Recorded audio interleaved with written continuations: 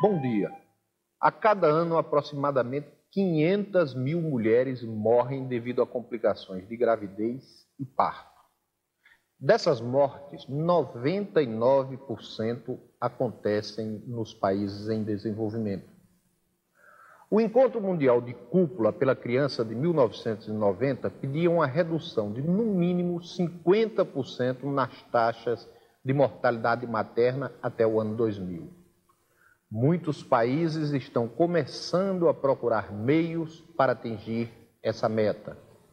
Hoje, no Geração 2000, vamos discutir sobre mortalidade materna com a professora adjunta do Departamento de Tocoginecologia, Albanita Soares de Macedo, e a tocoginecologista Conceição Corneta.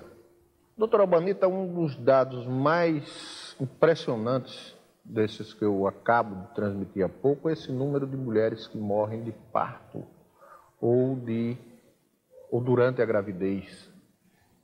A Organização Mundial de Saúde estima 500 mil mulheres todos os anos no mundo.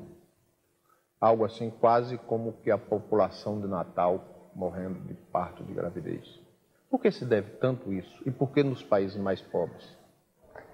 Nos países mais pobres, porque não existe muito como fazer prevenção. Então, a prevenção das complicações obstétricas é muito importante. E também, quando essas complicações acontecem, é muito importante que haja meios de corrigir essas complicações para que as pacientes não cheguem a morrer. E a principal causa disso é o quê? A desinformação? É o quê? É a desinformação, falta de educação em saúde. As pacientes não têm aquela noção de que, quando elas engravidam, elas devem procurar os serviços de pré-natal.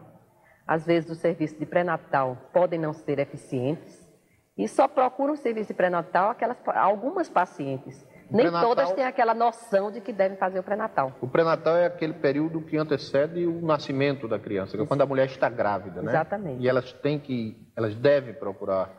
Toda mulher, logo que ela reconheça que está grávida, ela deve procurar um posto de saúde, um hospital, um serviço médico. E aí ela deve ter acesso aos cuidados pré-natais. Agora, doutora Conceição, a gente sabe que exatamente nos países mais pobres a dificuldade é exatamente de existir o médico.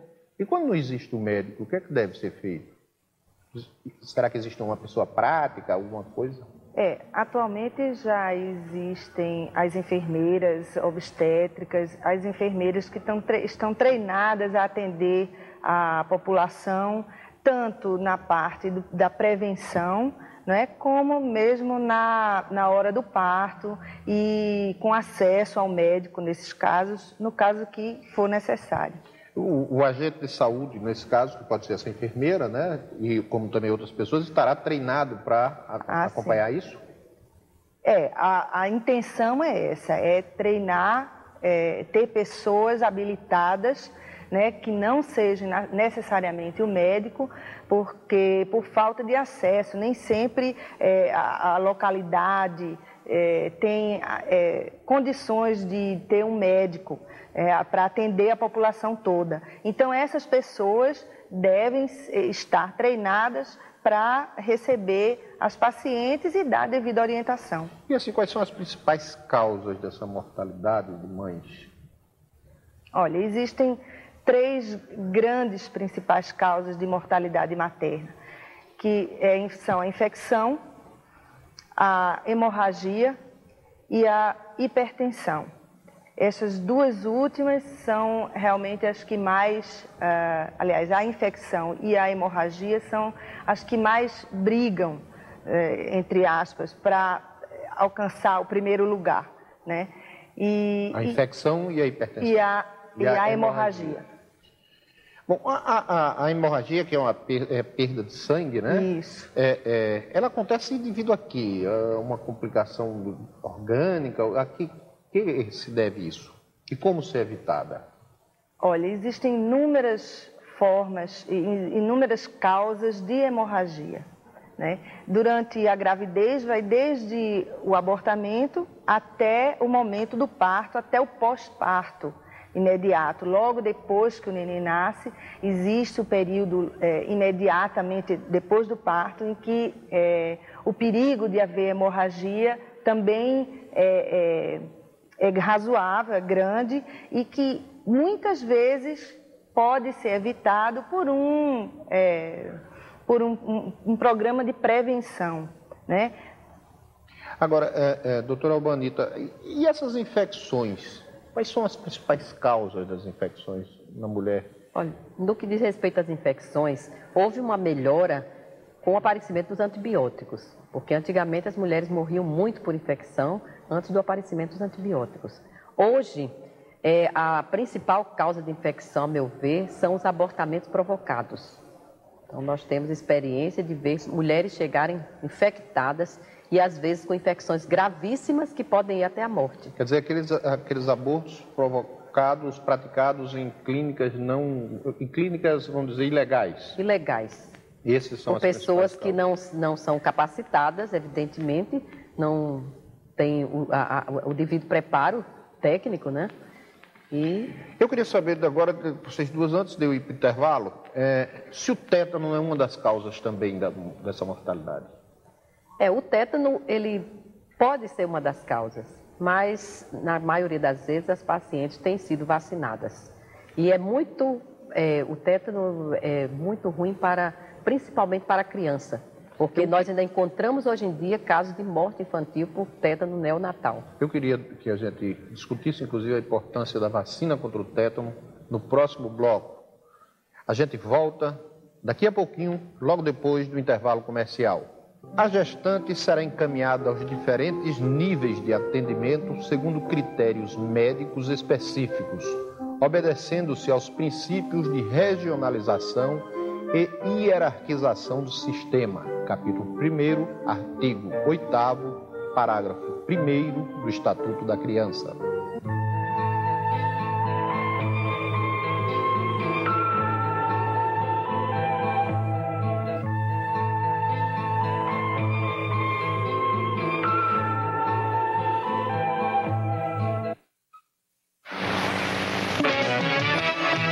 Toda essa onda tropical é você. A tropical é nossa cara. Gente morena, bonita, alegria de viver. A cara do mundo eu quero ver.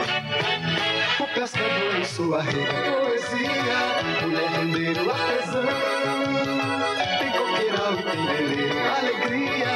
Areia branca, muito sol. Toda essa onda é tropical. A nossa cara, a nossa casa. A feira, a festa, tudo no ar. Numa canção. Nas asas da imaginação. O sol surgiu, brilhou no mar. Pra sempre, eterno verão. Pra sempre, eterno verão.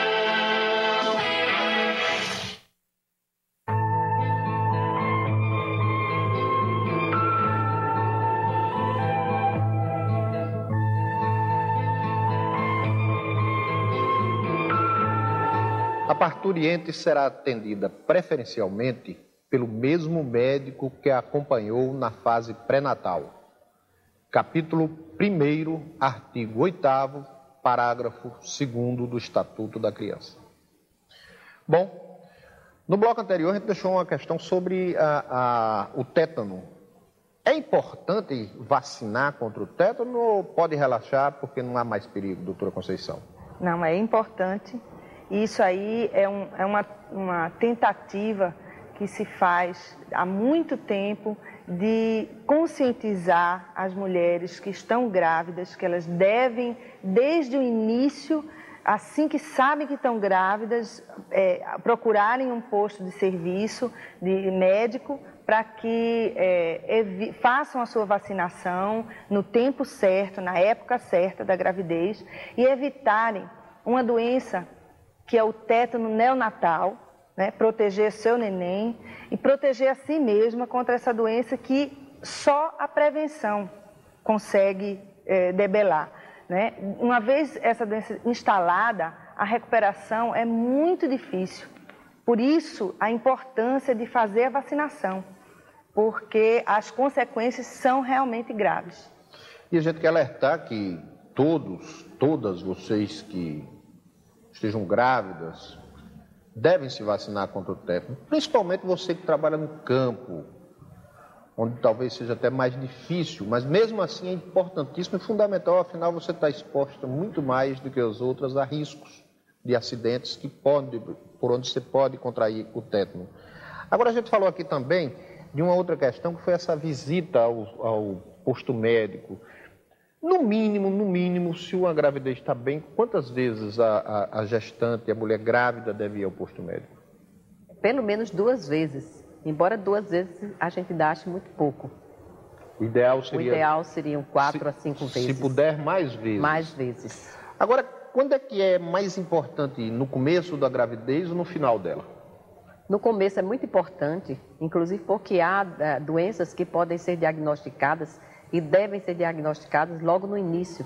Às vezes a gestante, ela tem uma doença cardiovascular, que se agrava, doenças do coração, que se agravam com a gravidez.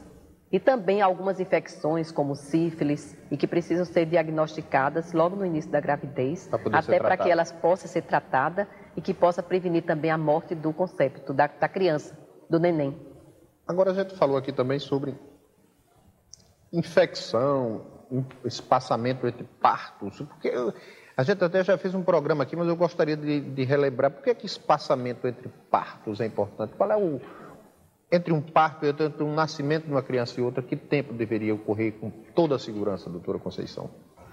Olha, o tempo ideal seria em torno de 2 anos, para que o organismo se recupere, né, física e psicologicamente, né, e o próprio útero retome sua função normal, né, e esteja apto a crescer novamente numa próxima gravidez. Isso é importante, é mais importante ainda quando o parto anterior foi cesárea, né, porque além do útero crescer, ele ainda tem uma cicatriz. A cicatriz não é só na barriga, a cicatriz é no útero. O útero é aberto para ser retirado o neném.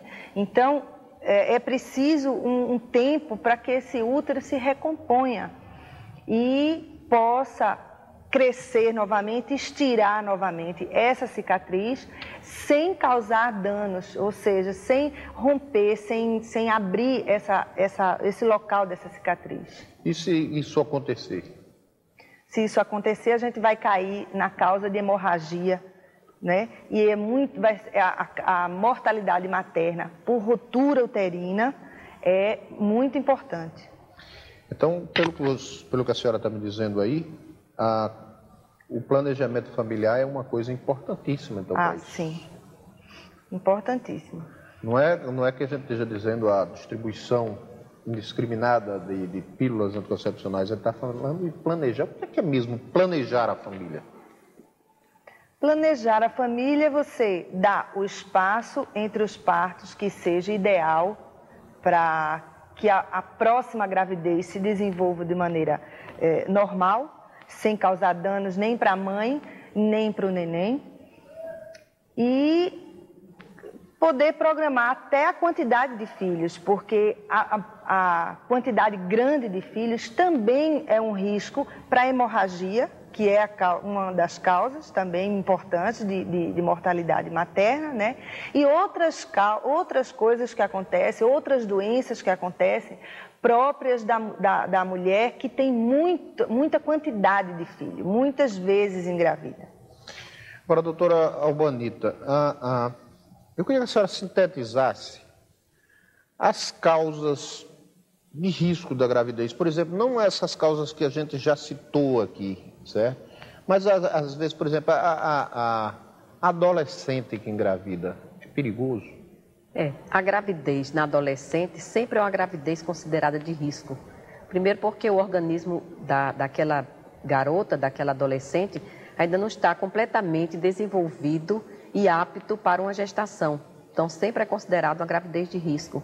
Da mesma forma como a gravidez da mulher de mais de 35 anos, mais de 40 anos, é também considerada uma gravidez de risco. Agora, uma grande dúvida. Se a mulher tem menos de 40 anos e se o marido tem mais de 40 anos, existe riscos? Não, o risco não é tão... é maior com relação à idade materna. Porque, na verdade, quem vai ter a gravidez é a mulher, né? Então, o organismo da mulher que vai se modificar com a gravidez. E isso não ocorre com o homem.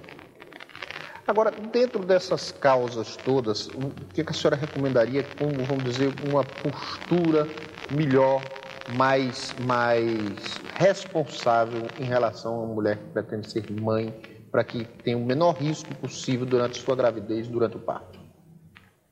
Bom, desde o início.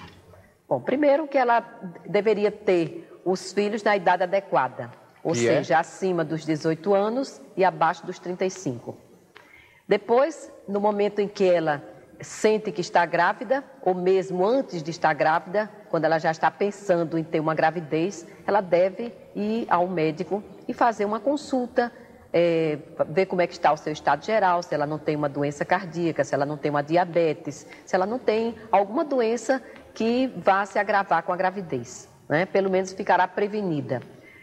E depois, quando ela engravida, imediatamente deve procurar um serviço de saúde, porque o pré-natal ele tem a função de descobrir doenças anteriores que a paciente tenha antes de engravidar, fazer com que oriente no pré-natal com relação ao crescimento do bebê, ao desenvolvimento da gravidez e também dê até um apoio psicológico à mãe, que é muito importante, o apoio psicológico que ela deve receber. E na hora do parto? Na hora do parto, ela deve já saber para onde é que ela deve se dirigir. Se ela vai ter o filho em casa, deveria ter uma pessoa apta a fazer o parto. Isso não está ocorrendo muito aqui na cidade, mas no interior ainda ocorre. E há países, como por exemplo na Inglaterra, onde uma boa parte dos partos ainda são realizados em casa.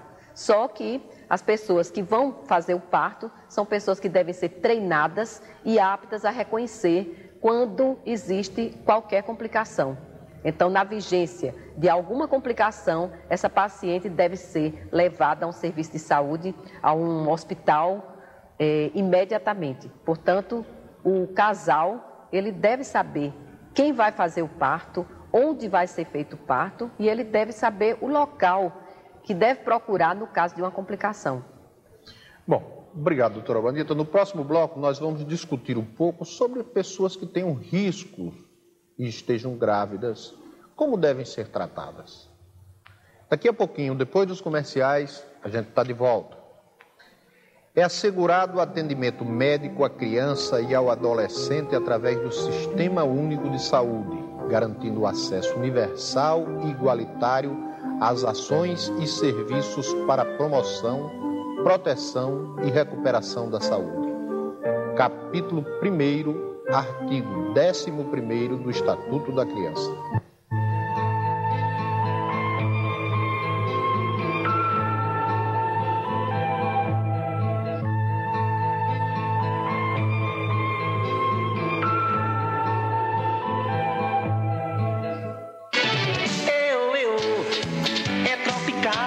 Esse clima gostoso tem a cara de Natal. Tem emoção, também vou me ligar na estação de verão.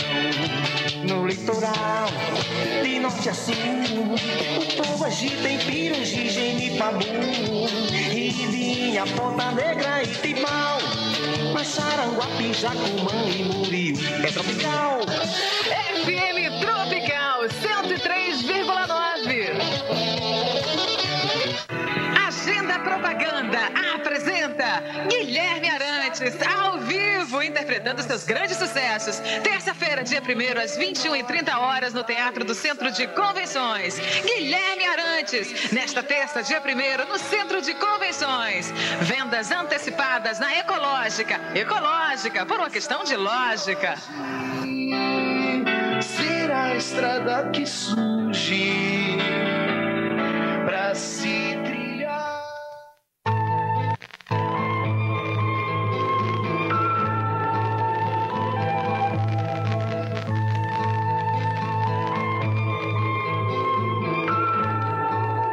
Incumbe ao poder público fornecer gratuitamente àqueles que necessitarem os medicamentos, próteses e outros recursos relativos ao tratamento, habilitação ou reabilitação. Capítulo 1º, artigo 11º, parágrafo 2º do Estatuto da Criança e do Adolescente. Doutora Albandita, a mortalidade de mulheres grávidas ou durante o parto é assustadora. Existem formas realmente eficientes de evitá-la, já que essas causas seriam todas elas inevitáveis? Não. Existem causas que se podem evitar. E os cuidados que nós falamos anteriormente com relação ao pré-natal, com relação aos cuidados de serviço de saúde, vacinação, são coisas que nós podemos prevenir e evitar. Existem também causas que são inevitáveis, mas que com o avanço da tecnologia, provavelmente serão evitáveis para o futuro. Agora, eu queria que a senhora desse alguns exemplos de causas evitáveis e inevitáveis. Por exemplo, se uma paciente ela tem uma doença cardíaca e ela nunca procurou o pré-natal e ela já chega descompensada, às vezes não procura nenhum serviço, então ela pode chegar no serviço já praticamente morrendo. O que é descompensada? Então, um quadro grave de doença cardíaca, já gravíssimo mesmo, difícil de se conseguir que esse quadro reverta, ou seja, que ela passe novamente a ficar bem. E causas evitáveis, assim, as principais que a senhora listaria? Pronto, uma morte por tétano, por exemplo, seria evitável, né? Uma morte por hemorragia, desde que ela tenha um atendimento adequado, poderá ser evitada. Uma morte por infecção também pode ser evitada, desde que no início da infecção, no início do processo, a paciente recorra aos cuidados médicos. Quando ela já chega num quadro gravíssimo de infecção, às vezes não se pode mais evitar a morte.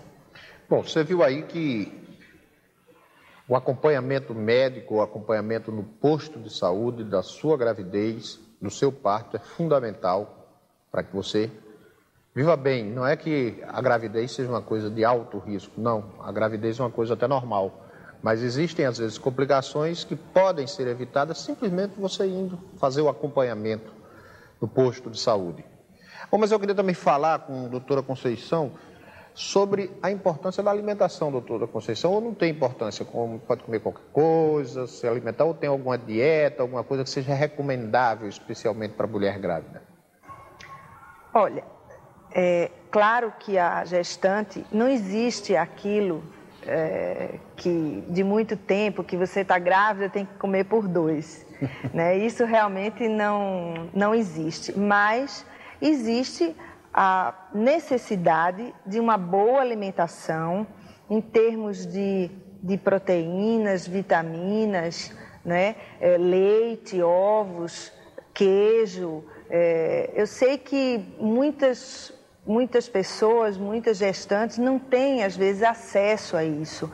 Mas, por exemplo, sopa de legumes, um feijão, um caldo de feijão, uma canja, tudo isso tem os elementos que são necessários para que ela dê uma boa nutrição para o neném e para ela mesma, para que durante a gravidez e durante o próprio parto, ela tenha força suficiente para ter o neném, ter o parto normal, né? E durante a gravidez, dê um aporte de vitaminas suficiente para o bebê se desenvolver normalmente. Aí até a gente quer lembrar que para as pessoas assim que têm certa dificuldade em adquirir esses alimentos, e principalmente num ano de seca terrível, como foi de 93 e ainda está começando em 94, a Geração 2000 tem falado bastante sobre alimentação alternativa e dado algumas receitas que vai continuar dando aqui no programa, receitas que você pode colher no fundo do seu quintal. Bom, para encerrar, eu queria que a gente fizesse, as duas, por favor, Um aconselhamento à mulher que tem uma gravidez de risco. O que pode fazer? O que deve fazer? Que tipos de cuidados? Por exemplo, a mulher que é cardíaca, tem problema de coração, doutora Albanita.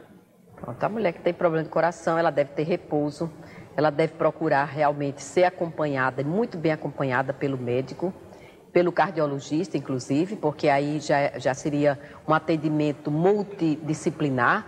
Então, o pré-natalista ele pode perfeitamente encaminhar essa paciente para ser acompanhada por um especialista, um cardiologista. Se há necessidade de internação hospitalar, ela deverá ser internada e, principalmente, no último período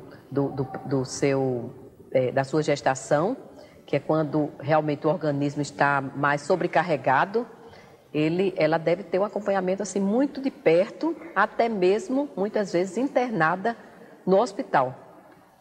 Bom, e de outras doenças mais comuns? Por exemplo, a mulher que sofre de hemorragia. Tem hemorragia ou anemia. Tudo isso que a gente falou, o acompanhamento pré-natal é a base de tudo isso. Porque à medida que ela faz o pré-natal, que ela faz a consulta com seu médico, e que mesmo que seja uma consulta para que ela tenha os conhecimentos básicos do desenvolvimento do neném, da gravidez e tudo mais, ela vai tomar consciência do que ela tem que fazer. Então, eu acho que de tudo isso que a gente falou, uma coisa deve ficar gravada. A mulher que sabe que está grávida, a partir desse momento, ela deve procurar um acompanhamento médico, um acompanhamento num posto de saúde. E a partir daí, todos os conselhos, todas as orientações serão dadas. Doutora Conceição, a senhora concluiu exatamente o que eu iria concluir da conversa com as duas doutoras. É que a coisa mais importante durante sua gravidez, tenha ela risco ou não, é que você não deixe o acompanhamento médico. Ele é fundamental para a sua vida, para a vida desta criança que você vai colocar no mundo e que vai colocar certamente com bastante saúde. Geração 2000 agradece a sua audiência e lembra que para qualquer dúvida, escreva Geração 2000, Centro Administrativo, Secretaria de Educação, CEP 59059-900, Natal, Rio Grande do Norte. Domingo, 9h30 da manhã, a gente tem um novo encontro aqui no Geração 2000. Bom dia.